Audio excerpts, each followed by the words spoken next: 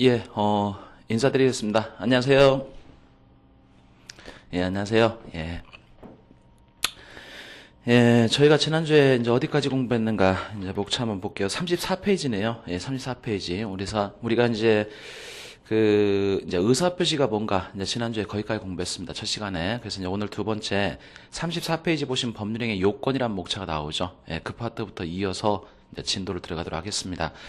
예, 잠깐 이쪽 보시죠. 예, 목차 잡고 설명드리겠습니다.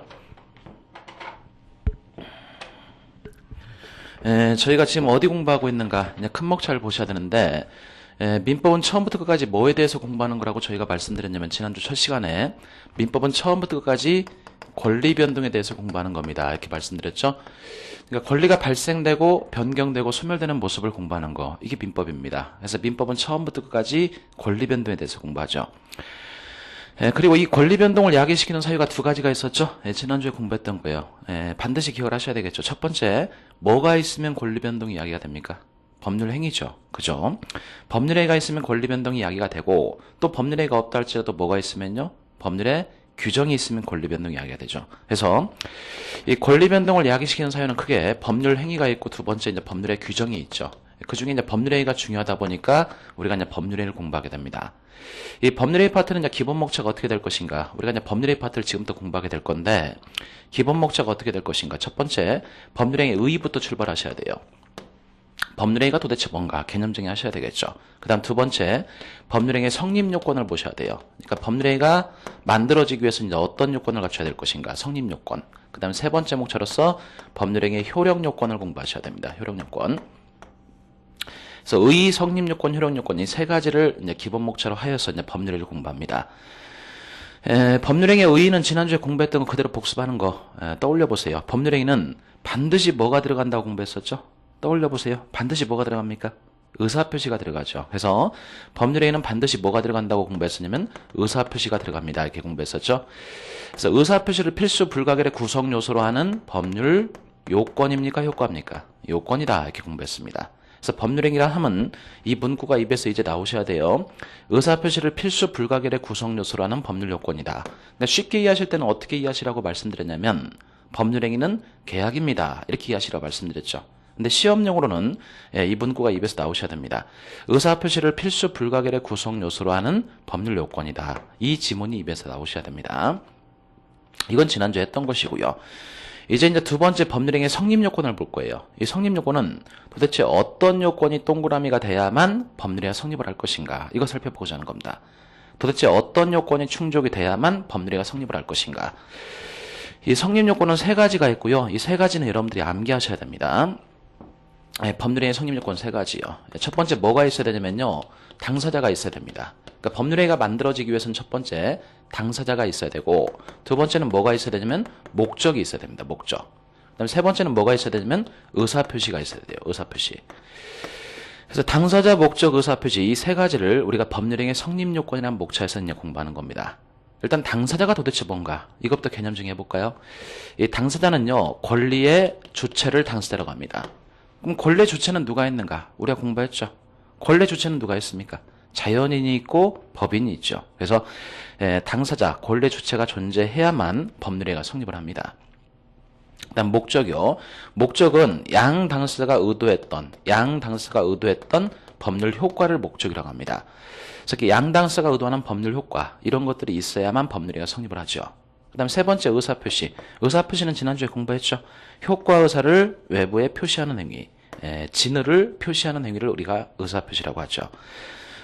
그래서 성립요건 세 가지입니다. 당사자가 있어야 되고, 두 번째 목적이 있어야 되고, 세 번째 의사표시가 있어야 된다.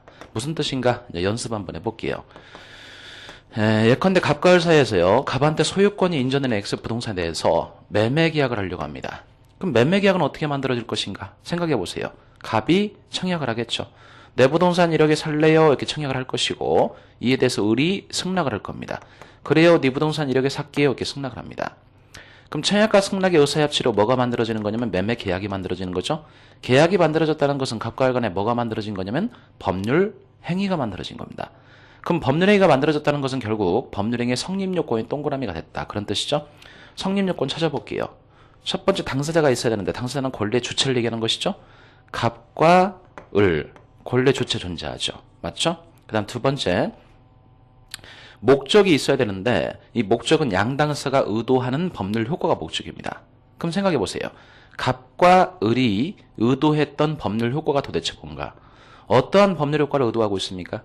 갑의 소유권을 을한테 넘기는 거, 이걸 의도하고 있죠. 갑의 소유권을 을한테 넘기는 거, 소유권 변동을 의도하고 있습니다. 맞죠? 이게 이제 목적입니다. 그 다음에 이제 의사표시가 있어야 되겠죠? 이 청약이나 승낙, 이런 것들 이제 의사표시라고 하죠. 그럼 보세요. 당사자 존재하고 목적 있고 의사표시 있으니까 법률에는 성립을 했죠. 이게 성립요건입니다. 그래서 성립요건 세 가지 암기하세요. 당목의, 이렇게 암기하세요. 당사자, 목적, 의사표시 세 가지가 있으면 법률에 성립을 한다. 이렇게 정리하시고, 우리가 지난주에 민법 청취 첫 시간에 공부하면서 뭘 공부했었냐면요.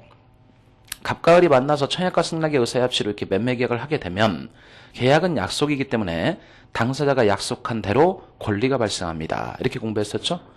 그래서 계약을 하게 되면 당사자가 약속한 대로 을한테는 소유권, 이전 등기 청구권이 만들어집니다. 이런 것들 우리가 연습을 했습니다. 그죠? 근데 이거 사실 거짓말이에요. 거짓말. 왜 거짓말이냐면요. 법률회의가 성립을 했다고 해서 곧바로 권리가 만들어지는 것인가? 그거 절대 아닙니다. 성립을 했다고 해서 곧바로 권리가 만들어지는 것인가? 이거 절대 아니고요. 권리가 만들어지기 위해서는 성립을 한 다음에 효력 요건까지 동그라미가 됐을 때 그때야 비로소 뭐가 만들어지는 거냐면 권리가 만들어집니다. 다시요. 법률회의가 성립을 했다고 해서 권리가 만들어지는 것이 아니고 권리가 발생하기 위해서는 성립을 한 다음에 효력 요건까지 동그라미가 됐을 때 그때야 비로소 권리가 만들어져요. 그래서 지금부터 이제 공부하는 것은 이 효력 요건, 이거에 대해서 공부할 겁니다. 그래서 이제 본론 들어가시기 전에 그거부터 확실하게 이해를 하고 들어가셔야 돼요. 뭐를 확실하게 이해하셔야 되냐면 권리가 만들어지기 위해서는 성립만 됐다고 해서 권리가 만들어지는 것이 아니고 효력 요건까지 동그라미가 돼야 된다. 이거요. 이걸 확실하게 이해를 하셔야 됩니다. 그러니까 우리가 권리를 만나려면 두 개의 문을 열고 들어가야 돼요. 성립 요건 문을 열고 들어가고 두 번째 효력 요건 문을 열고 들어갔을 때 그때야 비로소 권리가 만들어지는 겁니다. 그럼 거꾸로 연습해 볼까요? 지금 법률에는 성립은 됐어요. 성립은 됐는데 효력 요건이 가해표래요. 그럼 권리가 발생합니까? 안 합니까? 안 하겠죠. 그러니까 성립을 하고 효력 요건까지 동그라미가 돼야만 권리가 발생한다. 그러니까 효력 요건이 가해표가 되면 권리는 만들어지지 않습니다. 그 다음에 한 가지 더요. 만약에 법률회의가 성립도 안 됐대요. 성립도 안 됐을 때는 효력 요건의 문제는 나올 여지가 없죠. 그러니까 성립이 안 됐을 때는 이건 법률행위 불성립, 부존재 문제이지 이때는 유효, 무효의 문제는 발생할 여지가 없습니다. 그래서 그런 것들을 먼저 잘 정리하고 들어가셔야 됩니다. 그럼 지금부터 이제 공부하게 되는 것들은 뭐냐면요. 법률행위 효력 요건이에요. 법률행위가 효력을 발생시키기 위한 요건, 이런 것들을 지금부터 공부하게 될 겁니다. 그래서 지금부터 공부하는 것들이 이제 시험에서는 집중적으로 출제가 되는 파트입니다. 그래서 지우고 이제 효력 요건을 좀 보도록 하겠습니다. 다시 이쪽 보세요. 당사자가 존재해야 되고 목적이 존재해야 되고 의사표시가 존재해야 된다. 이게 뭐였습니까? 이거는 법률행위의 성립요건이에요. 성립요건. 근데 성립이 됐다고 해서 곧바로 권리가 만들어지는 것이 아니고 두 번째 효력 요건까지 동그라미가 됐을 때 그때야 비로소 뭐가 만들어지는 겁니까? 권리가 만들어진 거예요. 그럼 효력 요건은 도대체 이제 어떤 요건을 갖춰야 될 것인가? 이건 이제 하나씩 볼 건데 첫 번째 당사자는요, 당사자가 그냥 존재한다고 해서 권리가 만들어지는 것이 아니고 당사자에게 뭐가 있어야 되냐면 능력이 있어야 돼요. 능력. 그래서 당사자에게 능력이 있어야만 권리가 만들어집니다. 그래서 이 능력에 대해서 조금 이따가 자세히 보게 될 겁니다. 일단 두 번째 목적은요. 이 목적은 존재한다고 해서 권리가 만들어지는 것이 아니고 목적이 어떤 요건을 갖춰야 되냐면 양당사가 원하는 목적은 첫 번째 확정돼야 되고요. 두 번째 가능한 목적이어야 되고 세 번째 적법한 목적이어야 되고 네 번째는 사회적으로 타당한 목적이어야 합니다. 그래서 확정, 가능, 적법, 사회적 타당성 이런 네 가지 요건이 충족이 됐을 때 그때 목적 요건이 동그라미가 되면서 그때 비로소 이제 권리가 만들어지는 것이죠. 그럼 의사표시 파트 효력 요건은 어떻게 될 것인가? 우리가 지난주에 의사표시를 공부할 때 의사표시는 어떻게 구성되어 있습니까? 진의와 표시로 구성되어 있죠. 그러다 보니까 이 의사표시가 유효하게 법적 효과가 발생하기 위해서는 첫 번째 진의와 표시가 일치해야 됩니다. 일치해야 되고 두 번째 하자가 없어야 된다. 진의와 표시가 일치하고 하자가 없을 때 그때야 비로소 유효한 의사표시로서 권리가 발생하는 겁니다.